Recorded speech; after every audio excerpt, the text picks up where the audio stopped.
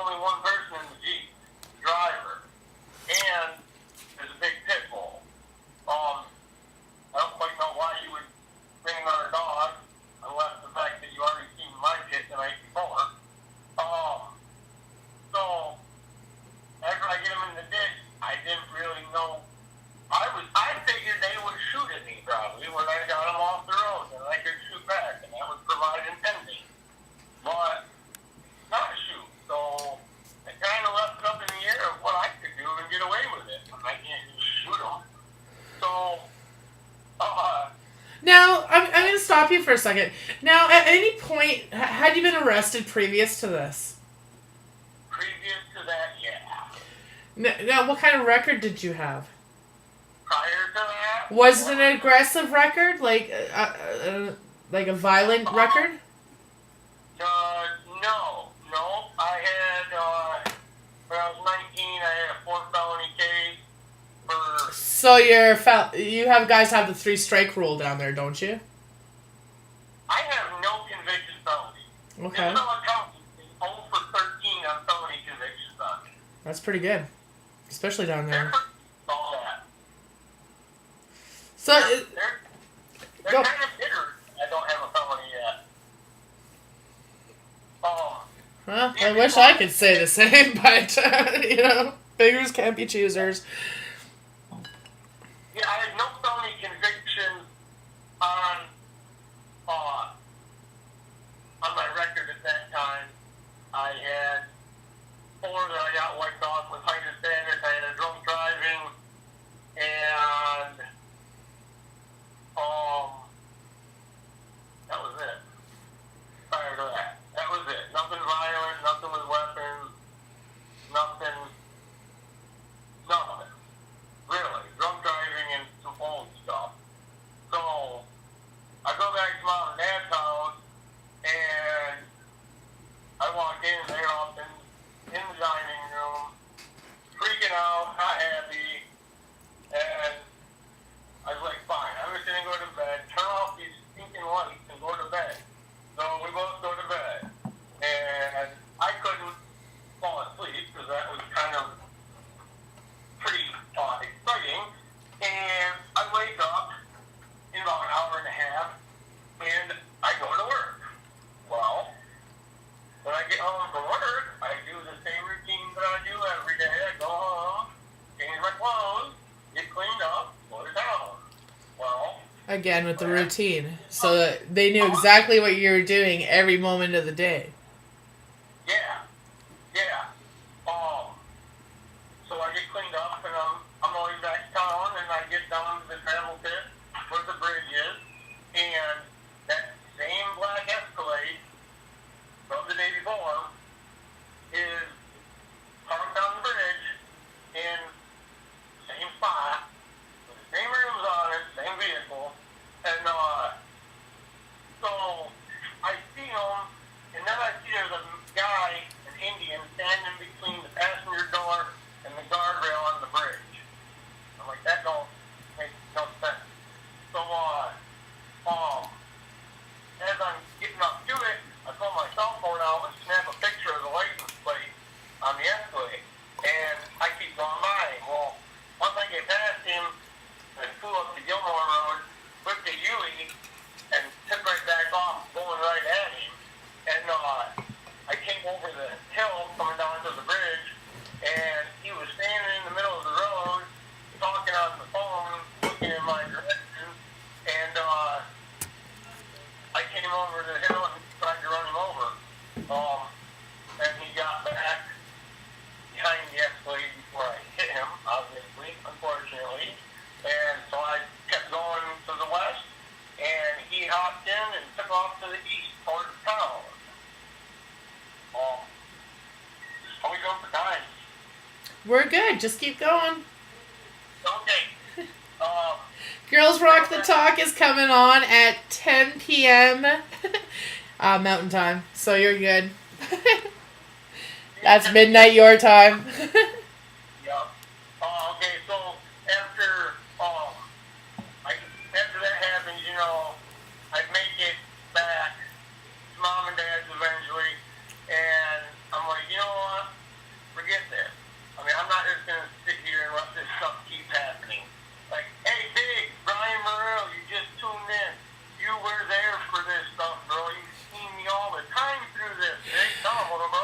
Well, hopefully we can have them join us one night to tell their version of what was happening. Yeah, my bro, Brian Morrell, he was a kid when this all happened.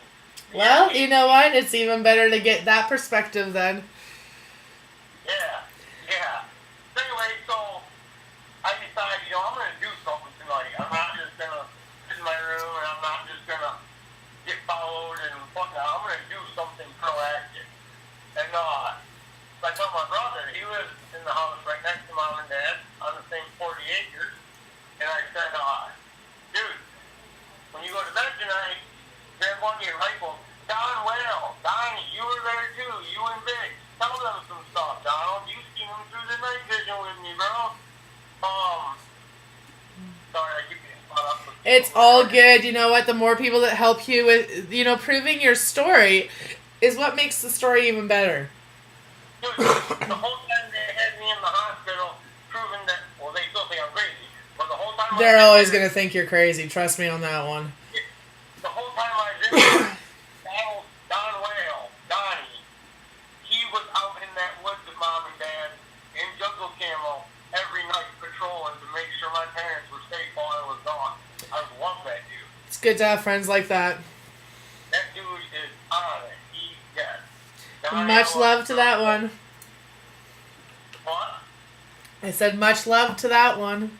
Yeah, for sure. Donnie, I just anything for you, that. He's got my back.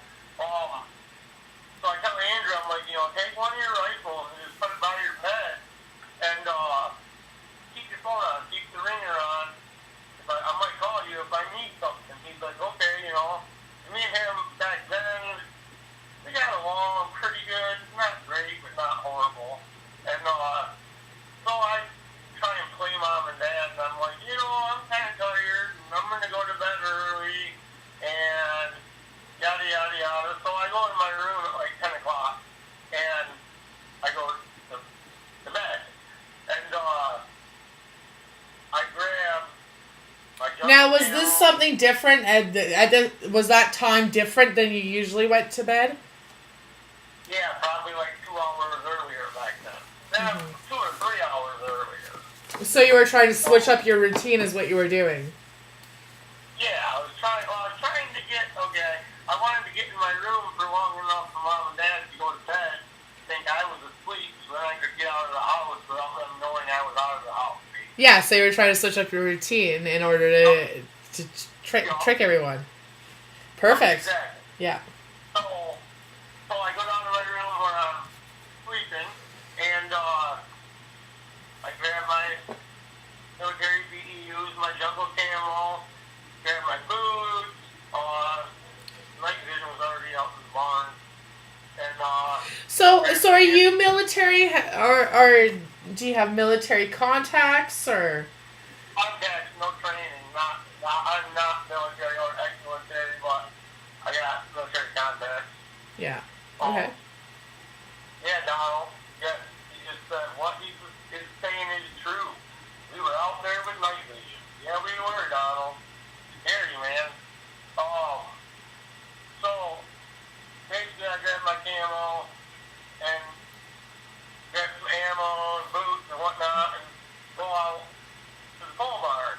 Well, none of this stuff that's been happening was happening till roughly 3 o'clock in the morning. So I figured that I would just chill in the barn for a few hours until things started happening. So was this when you actually had your friends joining you? Was when you were in the barn, or was it later on? Later on. Okay. Later on. At this point, I'm still alone. So you're just trying to figure it out yourself before you bring other people into it. Yeah. At this point, I got a Remington Viper 22 long rifle with 10-shot mag, one in the chamber, and I got a semi-automatic 30-06. So fully loaded, ready to go, and a fucking pin drop. Yeah, and I had a single-shot 20-gauge shotgun. That was my great uncle's. That was my first gun. So I had 2 rifles and a shotgun, and I go out in the barn. And now, at this time, I had convinced my shrink that I was ADHD because I needed and wanted Ritalin. And I can show you the paperwork, kind of comical how I got it.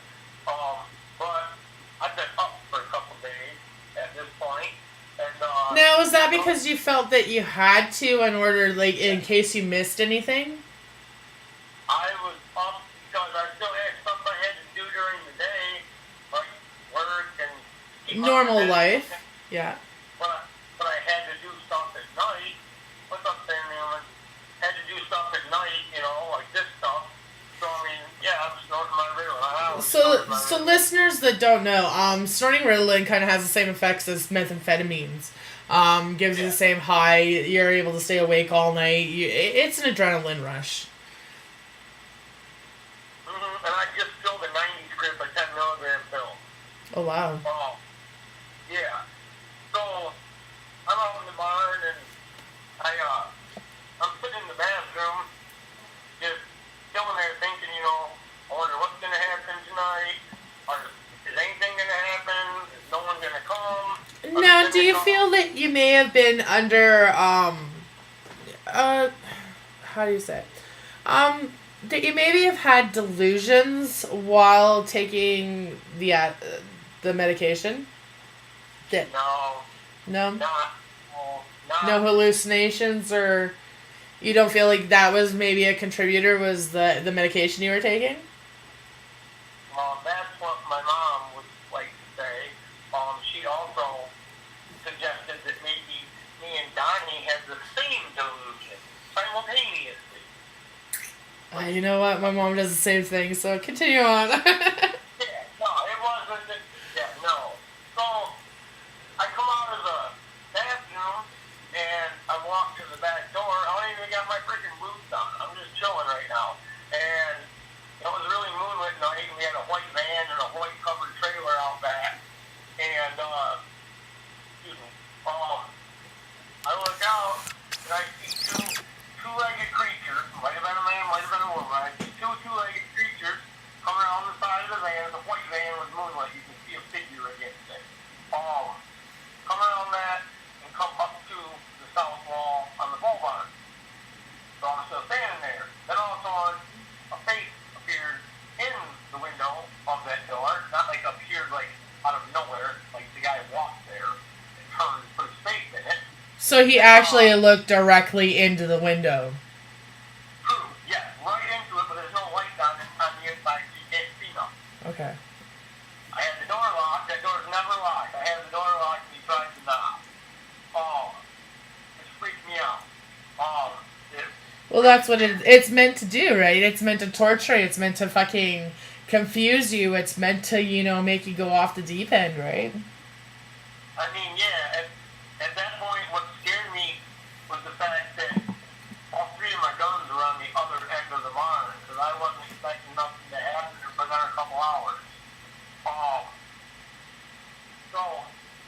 So did this kind of scare you, how much they had been watching you? Because, I mean, you started this whole night earlier than you did most nights. So, I mean, you were changing up your routine. And the fact that you were catching them earlier than you normally did.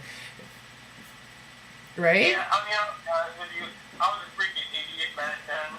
And I thought it was fun. It was scary, but yeah, I'm kind of an idiot back then. You know what? We're all idiots. However, you know what? The mind is a strange thing, and you know what? Honestly, today even I believe that 3/4, maybe not even 3/4, maybe even half of the people that are even diagnosed with schizophrenia nowadays, I think perhaps what they're talking about is true. And it's just the fact that they just needed somebody to listen to them, and listen to the facts that they had behind the reasoning on why they felt this, right? Yeah, I've never been diagnosed schizophrenic. Oh, I have. I was on medication to the point where it was sending me into manias into the hospital because I didn't need the medication, and the doctor kept putting me on more and more and more. So, I mean, at one point I was on Zoloft, Prozac, and lithium. All three of them. So, I mean... Yeah, Donnie just said when he showed up, he was in full-out combat gear and so many guns,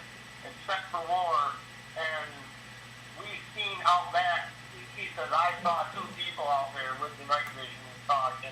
Yeah, and where he said when I showed up, mine would be, we had a compound out in McCloskey County at 120 acres that was fenced off with a gate, 14-foot fence and a 14-foot gate, and we had kind of a little standoff with the cops out there all the time.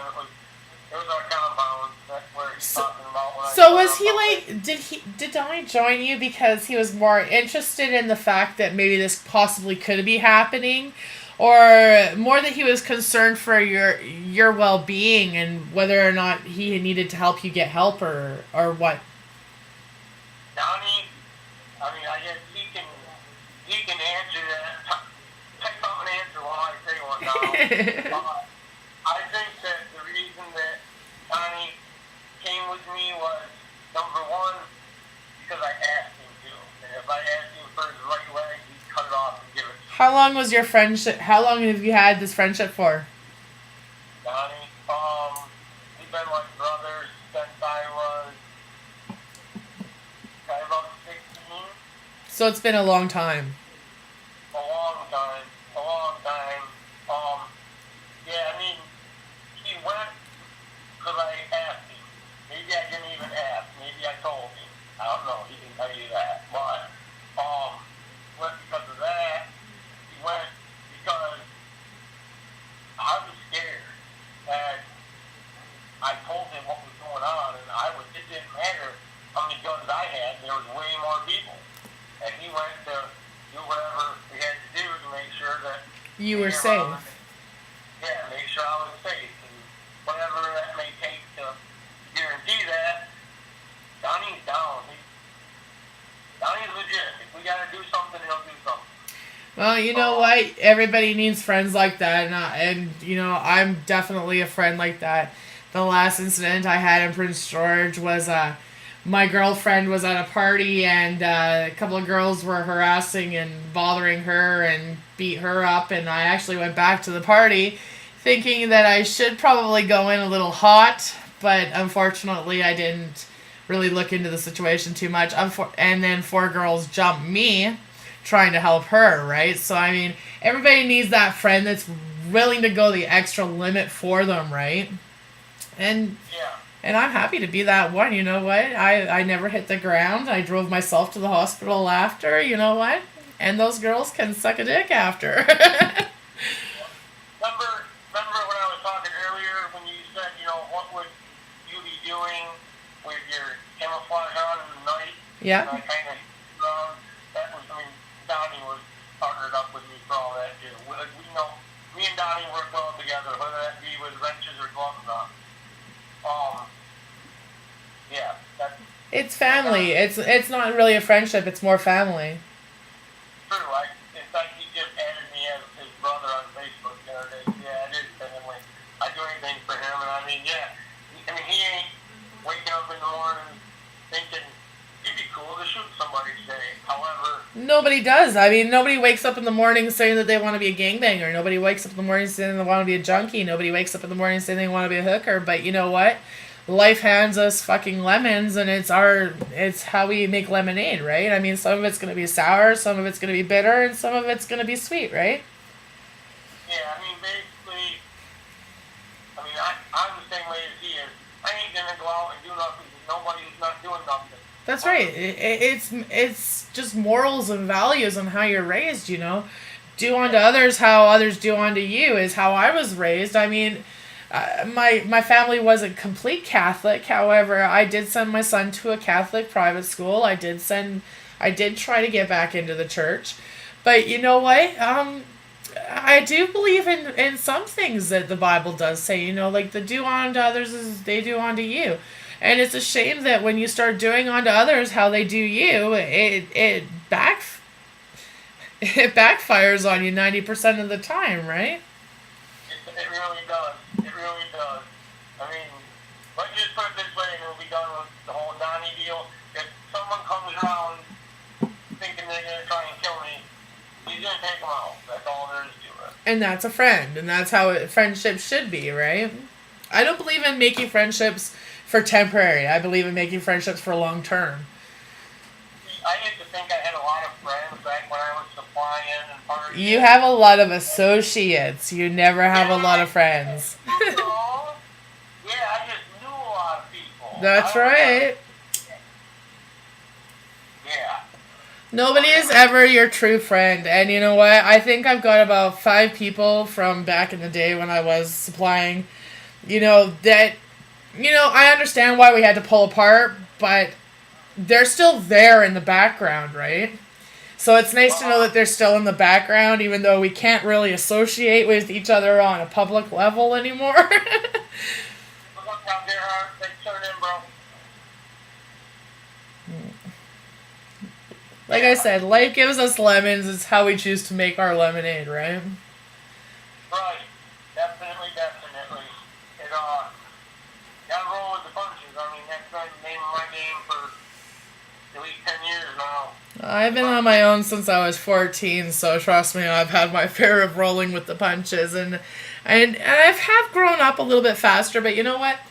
I've learned a lot more about life on the life level, I've only got grade 9 education. Can't say I'm too educated in that way. However, with my shows and everything that I'm doing now, I do more research and I do more studying than I ever did in high school. And that's because I think, living on the streets, I've lived on the streets. I've been on the worst streets in fucking Vancouver. However, I have dug myself out of these holes. And I just hope to get everybody else out of these holes, because you know what? A lot of the people that are down there don't deserve to be down there to begin with, right? It's just the fact that they don't have the support systems. They don't have the people that are there to, educate them and support them and be there for them when they need it, right? Right. And I mean, there's not even people that have, a good support structure, a really good friend. Everybody just needs that one good friend to make life a little bit easier, right? Yeah, they do. But when it comes down to a factor of matter of if someone may be trying to take your life and you need help with that, which could include using deadly force, there's not a lot of people who are down to... No, there isn't. There isn't. But you know what? Your true friends are going to be there for you no matter what. Whether it be life and death. You know what? They're willing to go down with you. And I've got a few girlfriends that I know I can count on like that. However, a lot of people that are just associates, like you said, people that you just know, right? Out to get what they want when you've got it, right? Yep, that's exactly what it is. Once you ain't selling nothing no more, once you're not at the bar buying drinks, I don't hear from any of them. That's right. But yet I got a handful of brothers that will randomly text me just to say, hey bro, I love you, man, hope you're having a good day. That's right, and that's all you need. And that's what I used to do with you all the time before I even started this. Like, hey, hope you have a great day, right? It just brightens somebody else's day, and you're like, yeah, I'm getting on the advertising. But that's not what I was after. It was just, have a great day, right? Yeah, no, I really appreciate that when you do that. There's not many people that only time they get a message you is when they want something or need something. Usually, yeah. And, I'm going to put it out there. That Crazy Boy Radio, I started off with him. It was just because of the people I knew in the music industry. It was because I am an outspoken person. I don't give a shit what people say. I'm going to say it anyhow, right? And then when I brought this Kelly on, it was like, she's telling me with Harley G and you and everybody out there that the clothing lines, it's like she's out there to get free clothes, and she's saying that she's getting these free clothes, but yeah, in reality, she's actually out there buying them. I'm not into fake people. I'm just not. And what they did behind my back, and I'm glad I branched off on my own, I'm doing my own thing, and I'm making it a success. Because, the other day, I was listening to it, and they had guys that are just smoking shatter. Well, she's talking about her kid 5 minutes later, and as far as I'm concerned, as a mother and running a radio show, I wouldn't want to be just listening to guys smoke shatter. I'm here to influence people. I'm here to educate people. I'm not here to, just blow smoke up people's asses. I want to actually give a good show, and I'm so happy that you joined me. So happy. You have no idea. Yeah, I'm stoked about this. We're going to keep this thing going. Oh, for sure. You know, like we got Jimmy from Rare Art that's going to be joining us a little later. We're going to be doing a three-way fucking conversation with him, and you know he's done such amazing work lately. Just after I spoke to him, May 20th, he put out 2 new videos about what we were talking about, and it's like whoa, it just like brought so much more to like mind, and you know everything that Jimmy's been putting out. From you can catch him on YouTube. He's under Rare Art, and he does a lot of the gang stalking stages, and he explains a lot of the things that go on with the coding and the mimicking and etc. And I'm really excited for him to help both of us, right, understand a little bit more. Yeah, definitely. Definitely. It's, I mean, you can only deny this stuff is real for so long. And I mean, obviously, I would be a novel writer if I was to have dreamt up this story with all the details that I have. You know, you're talking about novel writing, and I'm like, oh god, because I'm writing my new novel, Born Bitch, and it's like, I'm not even halfway through it, and it's like, I get writer's block a lot because there's things that I know that I want to put in, but I can't put in, but I should put in because it kind of ties the whole story together. And it's very difficult to write a book like that. And I'm not going to lie. I did my dedication the other day, and it's like, I've even spoke to my mom, and it's like, me and my mom, we don't have the best of relationships. We never have. However, you know, one of my dedications was to my dad. And I'm pretty sure it upset my mom because at the end I said there's a little memo to my mom that I hoped she would learn and listen and understand a little bit better of what was actually happening in my life, right? Because a lot of my book is based on the gang stalking that happened after I was married, right? So, I mean, if we just get the education out there, I'm sure that more people, I mean, you've had emails and messages and everything of people saying that, oh, wow, I didn't know this was even happening to me, right? If we just keep getting the education out there, more people will come out, and, you know, eventually people have got to start listening to us. Like, seriously, this is becoming such a big topic nowadays that it's happening to people that don't even understand it. It's happening to celebrities on a daily basis. If you look under MK Ultra weapon and celebrities, you know, you've got like Lady Gaga is a complete like fucking zombie, you know, being controlled by this MK Ultra weapon. And then you've got Beyonce at a fucking basketball game with Jay-Z, and she's like, looks like she's fucked right up. I'm not gonna lie, it looks like she's fucked right up. But you know what? These are all like reactions of the whole gang stalking thing. Yes, there was a research done in 2007 to 2011 based on the 27 Club, which I just actually found out by fluke actually Tuesday when I do my rock stars and politics, right? The 27 Club is artists and musicians and actors and everything that have died at the age of 27. Well, it wasn't until Amy Winehouse made her statement that she feared for her life, that they're going to get her, is when I actually started thinking, well, maybe she was part of the whole gang stalking thing, because the research ended 2011 just before she actually killed herself and died from alcohol poisoning. Now, a lot of the musicians and actors and everything that have died in the 27 Club have all been mysteriously murdered, homicide, drug overdose. You know, you got Kurt Cobain even with, you know, he was high on fucking opiates. There's no way with the amount of opiates that were found in his body would he be able to lift a shotgun and be able to pull the trigger and be able to kill himself that way. Zero way. Right? So, I mean, a lot of the government things, they stopped doing it to the rock stars and everything in order to get to the civilians during that time, in order to pull the attention away from the rock stars, in order to go back to the rock stars after, because ever since Amy Winehouse and the research been done, there's been several other 27-year-olds that have died since then. Richard, thanks. Sorry, I was just saying hi. Somebody just tuned in. So, I mean, there's lots of other theories that go along with why shit's happening. And, you know, like earlier today, you know, the stuff that's been happening, they try to stop us, yes. But I mean, they're not going to be able to stop us because there's other ways that we get around it now. We've learned how to get away around it. Um, what else can I say about this? It's based on community mobbing is what I call it. Everybody eventually just gets involved in this, and to the point where it does terrorize somebody. They can't go shopping, they can't go to the bank, they can't go do anything without somebody following them, without them feeling like they're being watched, right? So I mean, eventually they do feel that they do have to do sometimes drastic means, which should never have to be a result of anything in anybody's life. They should never have to result to have to taking their own lives. Did you ever feel like you ever had to take your own life in order to make everything stop? No. I tried to surrender my life one time. I'll get that later in the story.